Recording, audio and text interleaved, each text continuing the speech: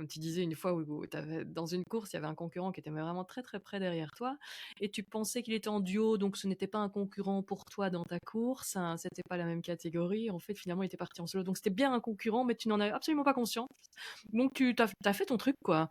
Et Ouais. tu es resté en tête et ça a très, très bien marché. Je me dis: Ah «Qu'est-ce qui ouais, se c'est serait passé si tu incroyable. avais su qu'il était solo?» C'était quelle course ça? C'était une Ça, super belle histoire, j'adore. ah ouais, c'est incroyable, là. Puis Ouais. je crois que c'est mon seul podium en solitaire. C'était ma deuxième année en IMOCA.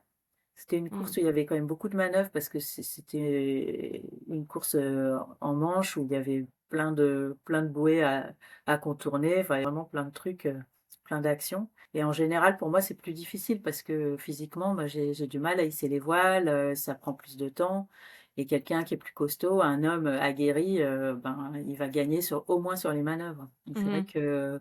que bah, le fait de voir Yann derrière moi tout proche et d'être Oui, sûr que c'était de toute Yann, façon, Yann Eliès, qui voilà, c'est avait, ça. bah, c'est vraiment un très très grand navigateur Mais qui oui, en c'est plus ça en avait plus, donc un bateau plus récent que le mien, beaucoup plus récent, beaucoup plus mais performant que oui, le mien. donc Bah, c'est ça, je vais me dire.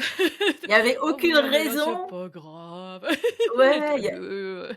Donc c'est c'est drôle ça. parce que tu aurais été une autre pression, hein, oui, justement. C'est pour ça que je dis: «C'était qui encore?» parce que c'était pas rien.